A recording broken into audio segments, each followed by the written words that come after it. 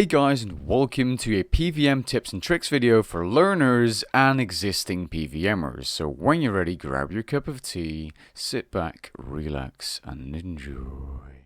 Now, a lot of people don't know how to properly use Detonate. It's an interesting magic ability that's very powerful if used correctly, and especially good if you're using Blast Diffusion boots.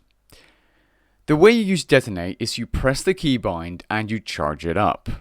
After reaching 100% charge, you press the keybind or click the ability again to release it for AoE damage. Some of you may know that you can follow up Detonate by using an ability like Dragon Breath or Wild Magic. You do this by rapidly tapping the keys in one tick, so you press Detonate and then Dragon Breath.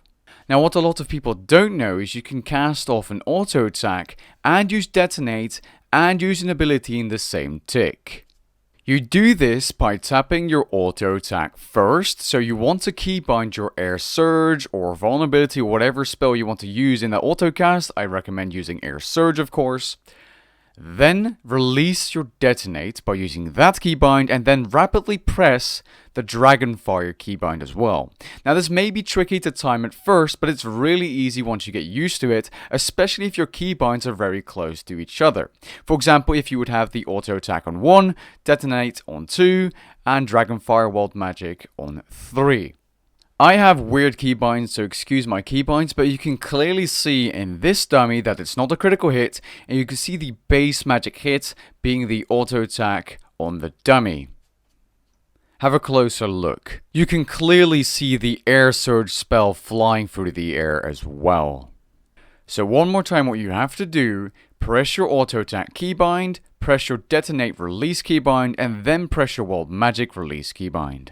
Next up, we have tick eating, which I have actually covered on my second channel, linked in the description below, but I'll explain it in this video as well. Basically, what you want to have on your keybinds as well is your eat food ability or your pieces of food like your sharks and sailfish. Then you want to have another keybind with Sourdough Brew's keybound, as you can sip a brew and a piece of food in the same tick. But wait, there's actually more. You can also eat a piece of blue blubber jellyfish. In the same tick, you eat a sailfish or a shark or rocktail and sip your sourdough brew. To put in perspective how good this actually is, let's take a shark, for example, healing 2,000 life points. If you were to use a sourdough brew, you would be getting 50% more life points in the same tick.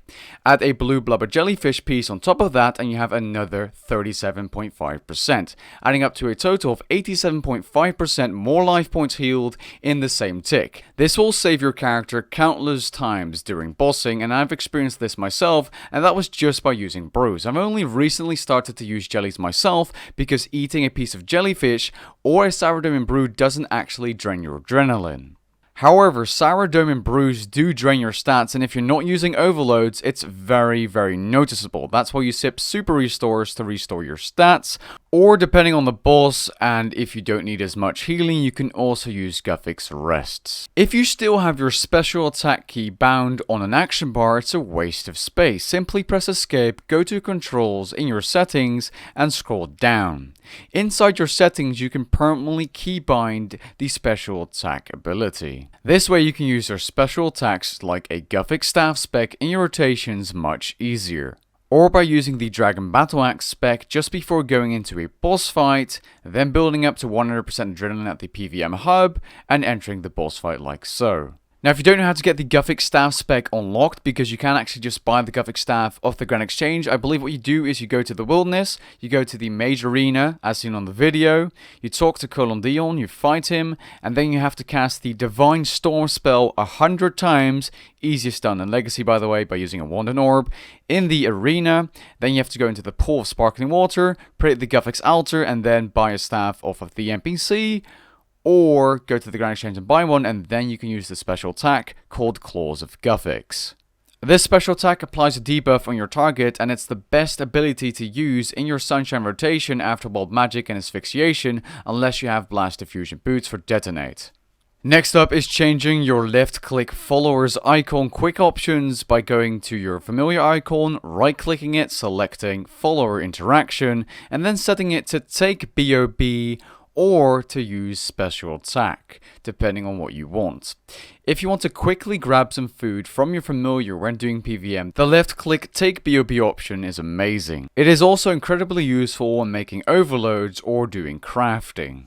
Another thing some people don't know is you can actually set your auto fire rate for the special attack with the Steel Titan being the Steel of Legends, which requires the scrolls, to 1, making it so that the Steel Titan uses the special attack as often as possible. You do this by right-clicking the blue bar and setting the auto fire rate to 1. Now you can actually spam the auto attack by setting your left click option, as seen before, to the special move. Then clicking confirm, and by using summoning potions or spiritual prayer potion, you can actually spam the special move of the Steel Titan for incredible DPS. This can come in handy at Solak, Araxor, or even the Ambassador. Next up, we have Vulning, or using Vulnerability, a spell that gives you 10% more damage on a target for 60 seconds without wasting your time or precious DPS. Now this is pretty tricky if you're using Revolution like me. The way you do it with Revolution is you simply spam the keybind of your vulnerability spell before using the defensive ability, which could be Reflect, it could be Resonance, it doesn't really matter. You can even do it with Anticipation and Freedom, and you can also do it with Sunshine at the start of your rotation. As you can see the purple-pink vulnerability spell fly just before you see my character stretching out for the Sunshine ability. Also guys, praise the sun. Now another thing people use is a PvM preset. Now I personally don't have one as of this moment because I'm using all my presets for Slayer presets, but if you PvM, having a PvM preset with all your familiars in there, teleports, a shield, adrenaline urn, frozen key, ancient ceremonial robes for next, so it also becomes your next preset, bladed eyes switch to quickly go to wherever you have to go, maybe some incense sticks, a combat dummy, all the different familiars being Nihils for accuracy, a Yak for a BOB, Steel Titan with scrolls, etc.